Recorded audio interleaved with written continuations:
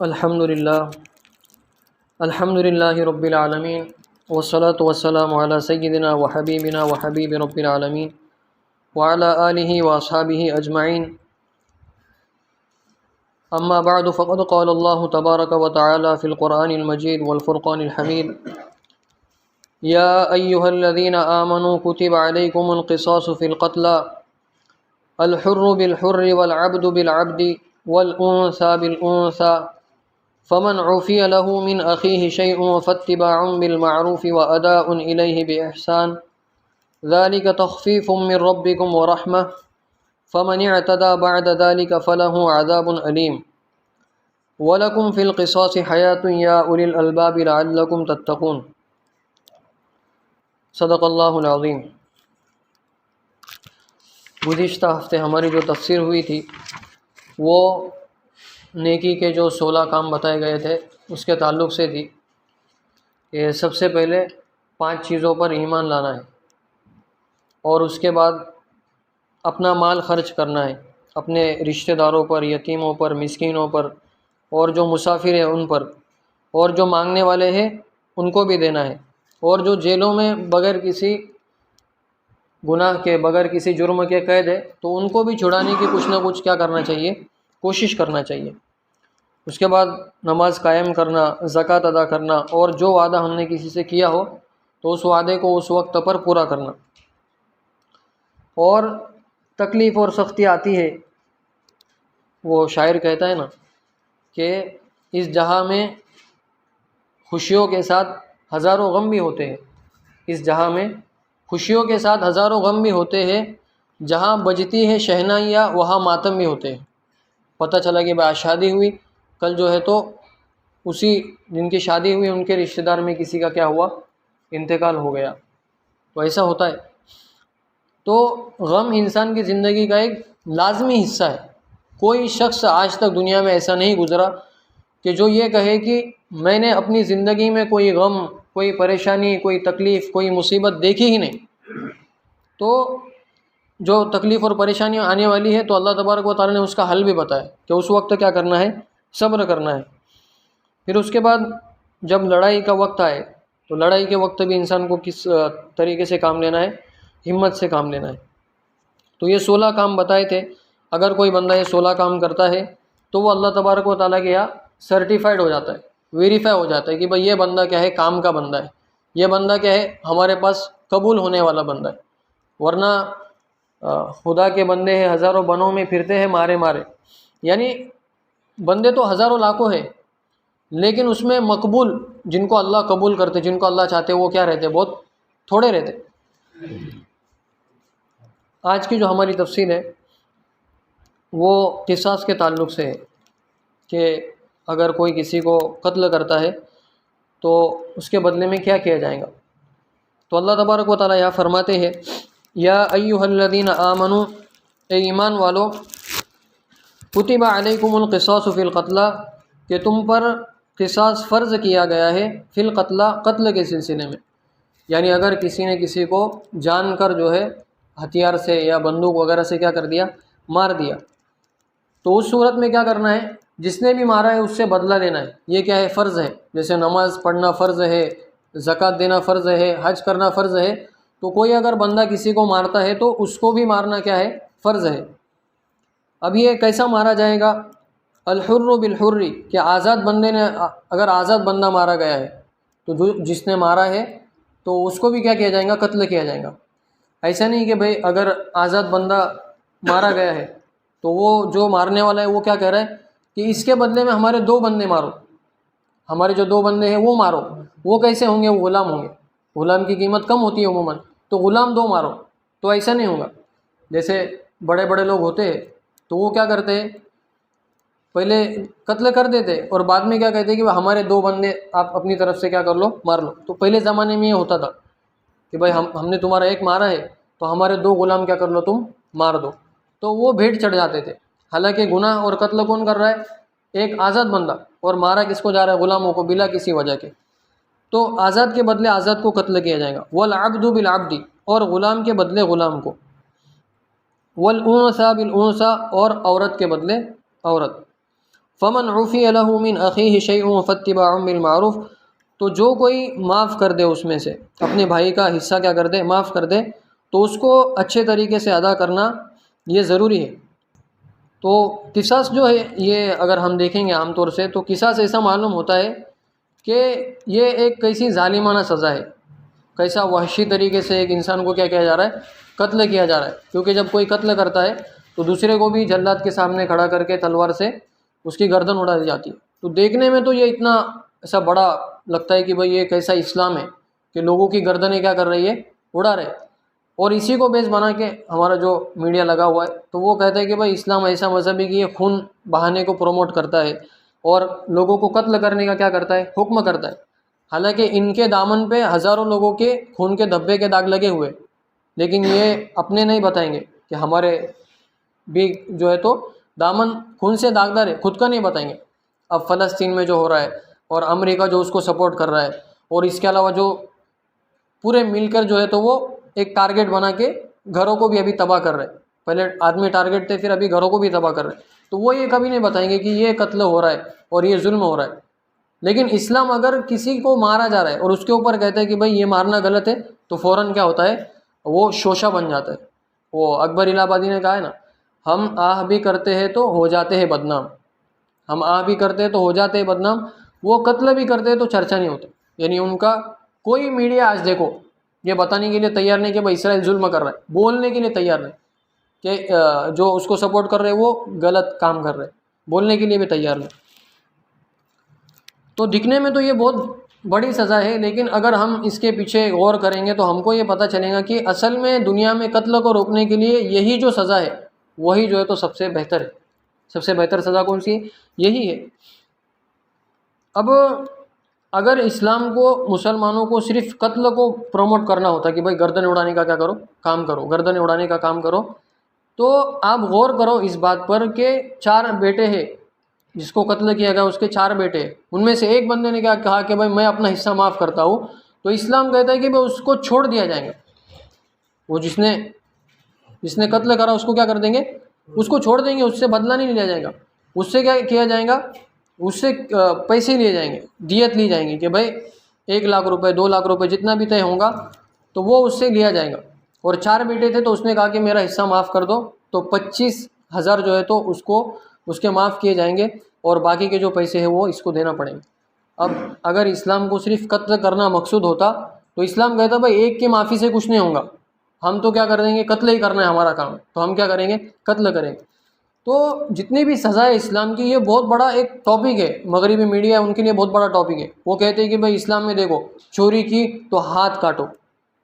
اب جتنے بھی جو ایجوکیشن حاصل کرتے ہیں ان کے ذہنوں کو اسی طرح گندا کیا جاتا ہے کہ تمہارا اسلام کیسا پرانا مذہب ہے کہ چوری کیا تو ہاتھ کاٹو، اور زنا کیا تو پتھر سے اس کو مار مار کے ختم کر دو، اور کسی کو قتل کیا تو اس کے بدلے میں قتل کرو۔ تو یہ کیسی کی سزا ہے؟ لیکن اگر غور کریں گے تو اسلام سزا دینے سے زیادہ سزا کو معاف کرنے کی طرف رغبت دلاتا ہے۔ وہ کیسے؟ اب زنا کی سزا کیا ہے؟ مثال کے طور پر کہ اگر شادی شدہ ہے، سب سے پہلے تو انسان کی مجبوری کو اسلام سمجھتا ہے، اسلام انسان کی مجبوری کو سمجھتا ہے۔ ابھی کوئی غیر شادی شدہ ہے تو اس کے پاس بیوی نہیں ہے، تو وہ اگر کدھر اس نے جو ہے تو غلط کام کر بھی لیا، اسلام کو پتہ ہے کہ بھئی یہ ذہنی اعتبار سے تھوڑا بیمار ہوا تھا اور جو ہے تو شہوت اس کے اوپر غالب آئی تھی، اور اس کے پاس دوسرا کوئی ذریعہ نہیں تھا، تو اس نے کسی جگہ اگر غلط کام کر لیا تو اس کو اگر مار دیں گے ہم، تو اس میں اتنی غلطی نہیں کہ اس کو مار دیا جائے، اتنی بڑی غلطی نہیں، کیونکہ اس کے پاس دوسرا الٹرنیٹ نہیں ہے نا، الٹرنیٹ اس کے پاس نہیں، اس لیے اس نے کر لیا۔ تو اب اس کو کیا کرو، 80 کوڑے مار کے چھوڑ دو اور اس کو ترغیب دو۔ اس لیے اسلام سب سے پہلے تو جو سزا دینے سے پہلے ہزاروں جو ہے تو ایک لیول رکھتا ہے کہ سب سے پہلے اپنے معاشرے کو گندگی سے بچاؤ، جلدی نکاح کرو، پردے کا جو ہے تو اہتمام کرو۔ پھر بھی کوئی اگر کرتا ہے ایک نیکسٹ لیول پہ غلط کام، تو اسلام کیا کر دیتا ہے، اس کو چھڑانے کی کوشش کر رہا ہے۔ اب غیر شادی شدہ نے زنا کیا تو 80 کوڑے مار کے اس کو معاف کر دیا۔ اب شادی شدہ بندہ ہے وہ زنا کر رہا ہے، تو اس کو کہا کہ بھائی اس کو سنسار کرو، یعنی پتھر مار مار کے اس کو کیا کر دو، ختم کر دو۔ کیوں ختم کر دو؟ کیونکہ شہوت ہر انسان کی ضرورت ہے، لیکن اس ضرورت کو پورا کرنے کے لیے اس کے پاس الٹرنیٹ موجود تھا کہ اس کی بیوی اس کے پاس موجود تھی، لیکن یہ اپنی بیوی کے بجائے معاشرے کو گندا کرنا چاہ رہا ہے، دوسرے کے گھر بھی اجاڑنا چاہ رہا ہے، اور اس کا نقصان دوسرے خاندانوں کو ہوگا، دوسرے خاندانوں کو بھی اس کا نقصان ہوگا. تو یہ ایسا نقصان ہے جس کو برداشت نہیں کیا جا سکتا معاشرے کے اندر. آج اس کے ساتھ منہ کالا کر لیا، کل اس کے ساتھ کر لیا، پھر یہ جو دو عورتیں بدنام ہوئی تو ان کے شوہر بھی سوچیں گے کہ بھائی ہم بھی کرتے ہیں، ہماری جب گھر کی عورتیں ایسی ہے تو ہم بھی کرتے ہیں. تو آج زنا پھیلتا جا رہا ہے اس کی وجہ سے.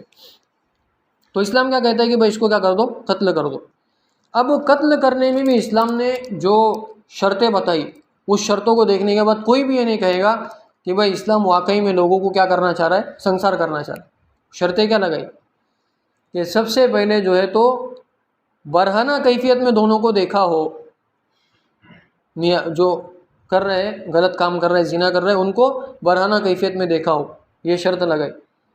اس کے بعد یہ شرط لگائی کہ بھائی ان کو بالکل ایسا دیکھا ہو کہ جیسے کوئی غلط کام واقعی میں کیا جاتا ہے، ویسی کیفیت میں اس کو دیکھا ہو. اب آپ دیکھو، اور پھر اس کے بعد تیسری شرط یہ لگائی کہ بھائی 4 لوگوں نے دیکھا ہو. کتنے لوگوں نے دیکھا ہو؟ 4 لوگوں نے دیکھا ہو. اگر اسلام کو سنسار کروانا ہی مقصود ہوتا تو اسلام کیا کہتا، دونوں کمرے میں ایک مل گئے، اڑا دو.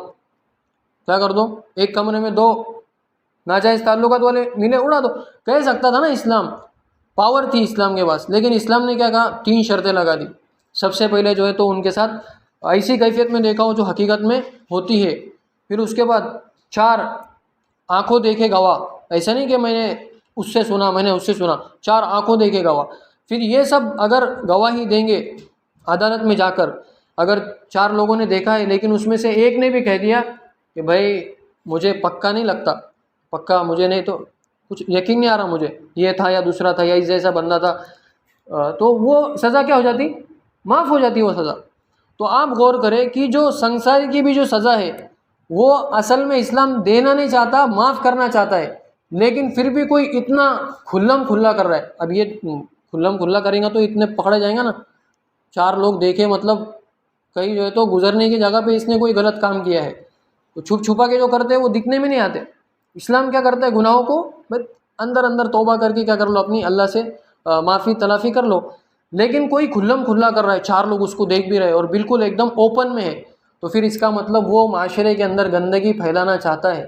اور ایسی گندگی ہے یہ کہ اس سے معاشرہ پورا کیا ہو جائے گا، خراب ہو جائے گا. تو اس کو برداشت نہیں کیا جا سکتا.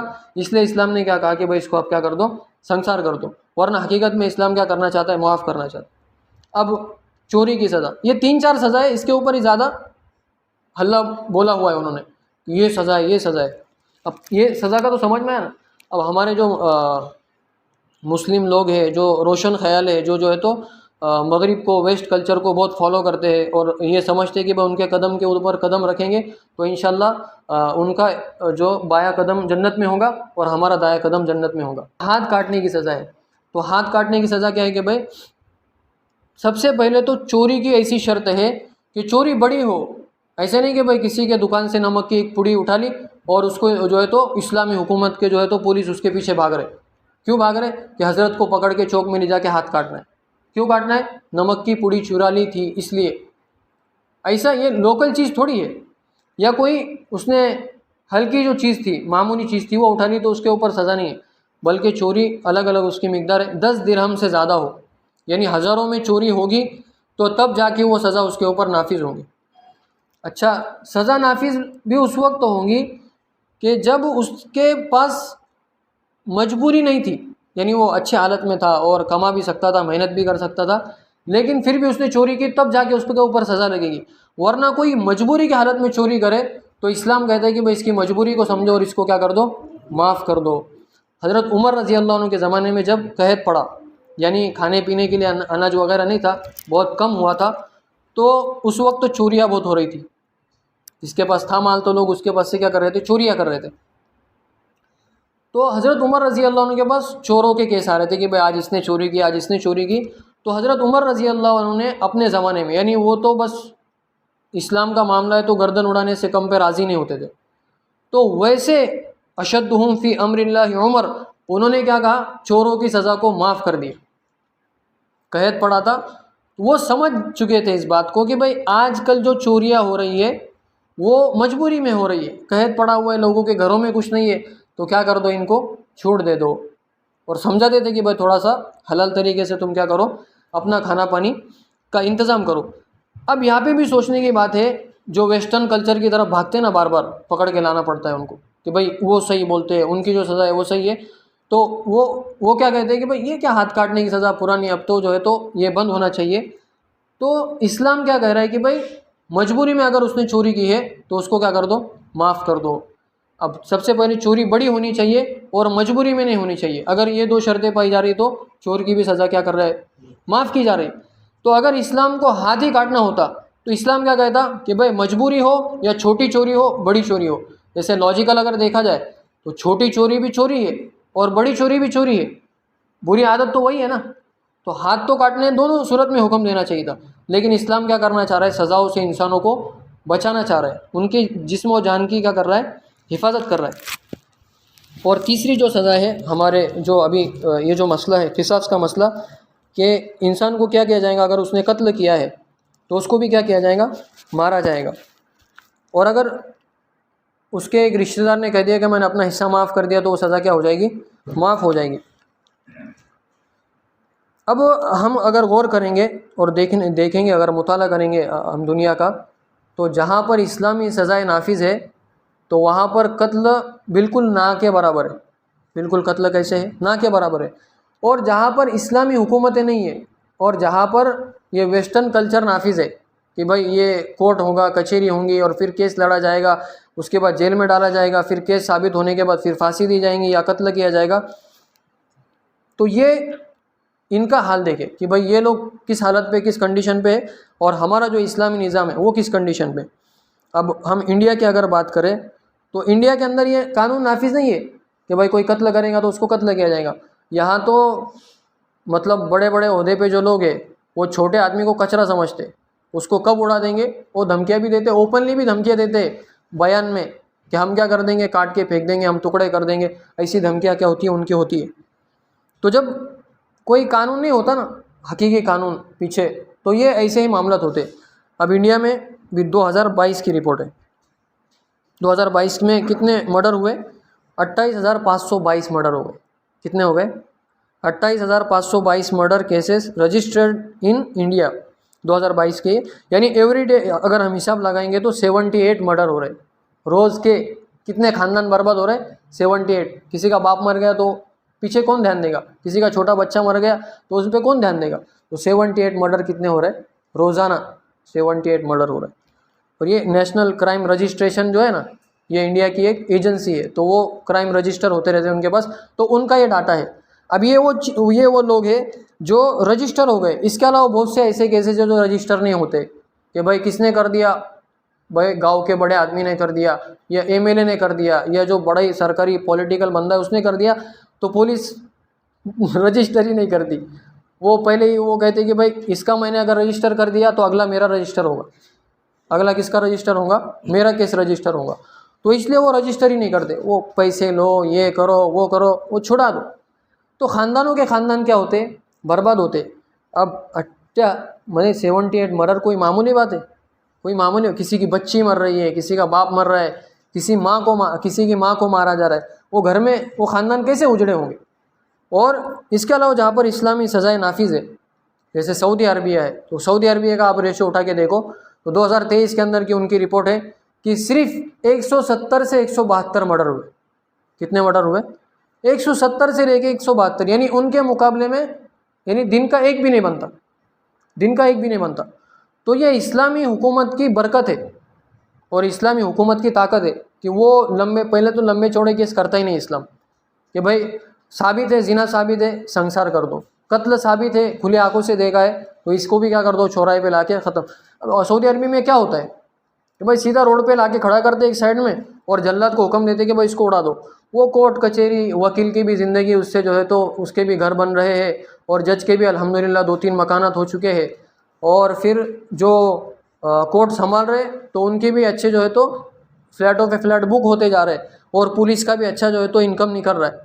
تو یہ فالتو گیری اسلام کے اندر ہے ہی نہیں۔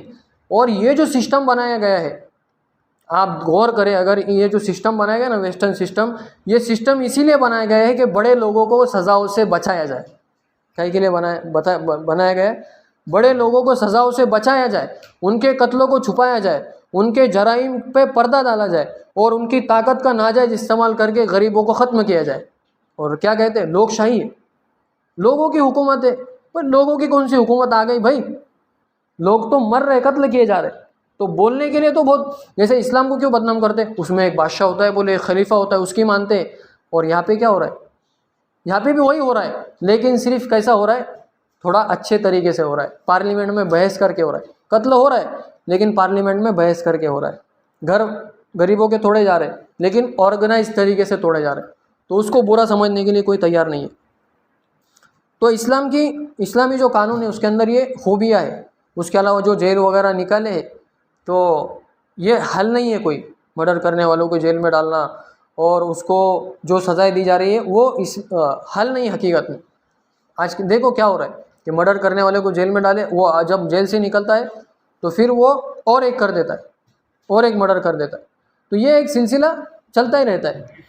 تو اسلامی سزا اگر نافذ ہوں گی تو جو انسان کی جان کی جو حفاظت ہے حقیقت میں، تو وہ کیا ہوں گی؟ صحیح طریقے سے ہو پائیں گی۔ پھر اس کے بعد یہ تو ایک چیز ہو گئی کہ بھائی انسان کی جان کی حفاظت کی اسلام کیا کرتا ہے؟ ذمہ داری لیتا ہے کہ ہم تمہارے جسم پر خراش بھی نہیں آنے دیں گے۔ اگر اسلامی حکومت آتی ہے تو ہم تم کو ایک ذرہ برابر بھی کسی کو نقصان نہیں پہنچانے دیں گے۔ پھر اس کے بعد آگے اللہ تبارک و تعالیٰ فرماتے ہیں وَلَكُمْ فِي الْقِصَاصِ حَيَاةٌ يَا أُولِي الْأَلْبَابِ لَعَلَّكُمْ تَتَّقُونَ، اور تمہارے لیے قصاص کے اندر زندگی ہے اے عقل مندو، اگر تم اللہ سے ڈرتے رہو، لَعَلَّكُمْ تَتَّقُونَ، تاکہ تم بچتے رہو۔ اب مثال کے طور پہ دیکھو، جو لوگ یہ کہتے ہیں کہ اگر کسی نے قتل کیا ہے اور اس کے بدلے میں کسی کو قتل کیا جا رہا ہے تو آپ تو دوسرے بندے کو مار رہے ہیں، اس کی زندگی ختم کر رہے ہیں، تو آپ کیسے کہہ رہے ہیں کہ اس کے اندر زندگی ہے؟ لیکن اب اگر ہم غور کریں گے تو جہاں پہ اسلام نافذ ہے تو وہاں پہ سال کے اندر کتنے قتل ہو گئے؟ 170 قتل کو دیکھ کر 1700-1800 جو مرڈر کرنے والے لوگ تھے انہوں نے کیا کر لی؟ توبہ کر لی کہ بھائی انجام بہت برا ہوگا، حالات بہت خراب ہوں گے، اس لیے انہوں نے کیا کر دی؟ توبہ کر لی۔ اور یہ جو ہمارے 28,522 حضرات ہے، انہوں نے جو قتل کیے، تو ان کو ڈر ہی نہیں ہے کسی چیز کا کہ بھائی حکومت کچھ کرے گی یا ہمارا کچھ ہوگا، ہم تو کیا کریں گے؟ پیسے دے کے اپنے آپ کو چھڑا لیں گے۔ تو انہوں نے جو قتل کیے تو ان کے پیچھے کسی چیز کا ڈر نہیں تھا، تو اس لیے کیا ہو گیا؟ قتل کا جو ریشو تھا وہ کیا ہوا؟ بڑھتا گیا۔ اور جہاں پر اسلامی حکومت نافذ تھی وہاں پہ کیا ہو گئے؟ قتل کم ہو گئے۔ تو اسی لیے قرآن کہہ رہا ہے کہ بھائی وَلَكُمْ فِي الْقِصَاصِ حَيَاةٌ يَا أُولِي الْأَلْبَابِ لَعَلَّكُمْ تَتَّقُونَ، اور تمہارے لیے قصاص یعنی بدلہ لینے میں کیا ہے؟ دوسروں کی جان کی حفاظت ہے اے عقل مندو، تاکہ تم بچتے رہو۔ پھر آگے اللہ تبارک و تعالیٰ نے جو حکم دیا وصیت کرنے کا، کتب علیکم اذا حضر احدکم الموت، کہ تم پر یہ فرض کیا گیا ہے کہ جب تم میں سے کسی کو موت آئے اور اگر وہ مال چھوڑے، ان ترک خیرا، اگر وہ مال چھوڑے، الوصیۃ للوالدین، کہ وہ وصیت کرے والدین کے لیے، یعنی ماں باپ کو بھی کیا کرو؟ تو میرے پیسے میں سے اتنا دے دو، اتنا دے دو، یہ وصیت کرے۔ والاقربین، اور قریبی رشتہ داروں کے لیے بھی وصیت کرے، بالمعروف، انصاف کے ساتھ، یعنی ایسا نہیں کہ کسی کو کم دیا رہا ہے اور کسی کو زیادہ دیا جا رہا ہے۔ حقا علی المتقین، یہ پرہیزگاروں پر حق ہے۔ فمن بدلہ بعد ما سمعہ، تو جو کوئی بدل دے وصیت کو بعد ما سمعہ، اس کو سننے کے بعد، یعنی کوئی شخص انتقال ہو رہا ہے اس کا، اور اس کے پاس کسی بندے نے کہا کہ بھائی یہ اتنا حصہ اس کو دینا ہے، لیکن وہ سننے والے نے کیا کر دیا کہ اس کا کوئی قریبی تھا تو اس کو کیا کر دیا؟ اس کے بارے میں کہا کہ بھائی تم کو زیادہ دینے کے لیے کہا تھا۔ تو یہ اگر کوئی کرتا ہے فَإِنَّمَا إِثْمُهُ عَلَى الَّذِينَ يُبَدِّلُونَ، تو جو کوئی اس کو بدلے گا اس کو اس کا کیا ملے گا؟ گناہ ملے گا۔ ان اللہ سمیع علیم، بے شک اللہ سننے والا اور جاننے والا ہے۔ فمن خوف من موص جنفا او اثما، پھر جو کوئی خوف کرے وصیت کرنے والے سے طرف داری کا یا گناہ کا، یعنی ایک تو غلطی کہاں پہ ہوئی؟ وصیت کرنے والے نے ٹھیک وصیت کی، لیکن جس نے سنا تھا اس نے گڑبڑ کر دی، کسی کو کم کہا تھا تو اس کو زیادہ کر دیا، کسی کو زیادہ کہا تھا تو اس نے کم کر دیا۔ لیکن دوسری صورت میں گڑبڑ کس نے کر دی؟ وصیت کرنے والے نے گڑبڑ کر دی، اس نے ہی غلط حصے دینا شروع کر دی کہ بھائی اس کو کم دے دو، اس کو زیادہ کر دو۔ فاصلہ بینہم، تو جو سننے والا ہے اس کو کیا چاہیے؟ اس کو ٹھیک کرے کہ بھائی یہ کچھ زیادہ ہو رہا ہے تو اس کو کیا کر دو؟ کم کر دو۔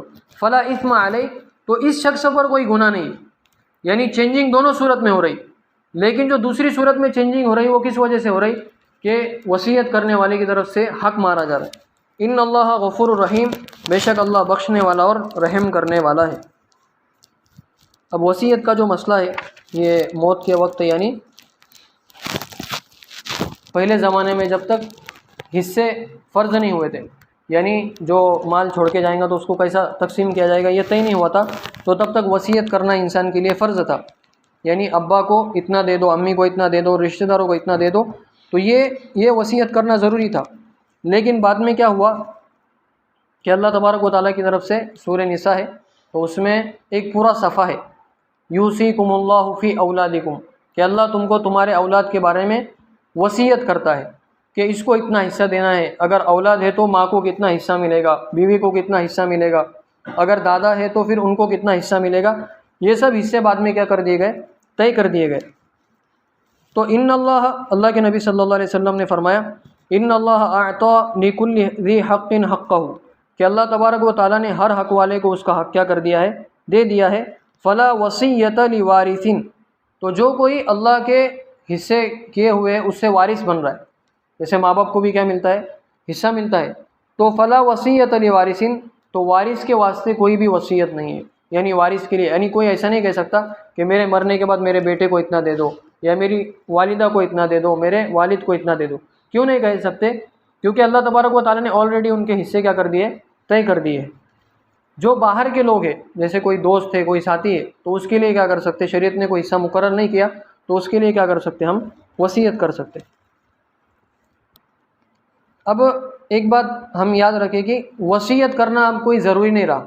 جیسے وصیت جو کرنا ہے وہ سب سے پہلے تو تہائی مال میں وصیت کرنا ہوتی، کتنے مال میں، یعنی اگر کوئی بندہ 90,000 چھوڑ کے جا رہا ہے تو وہ 60,000 کی وصیت نہیں کر سکتا کہ میرے 30,000 اس کو دے دو اور 30,000 اس کو دے دو۔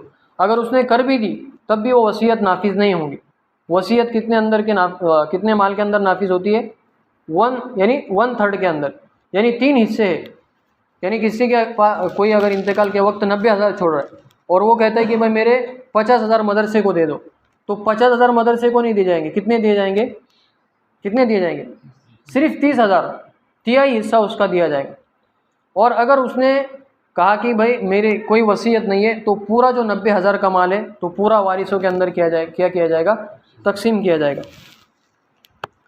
تو وصیت کرنا کوئی ضروری نہیں ہے۔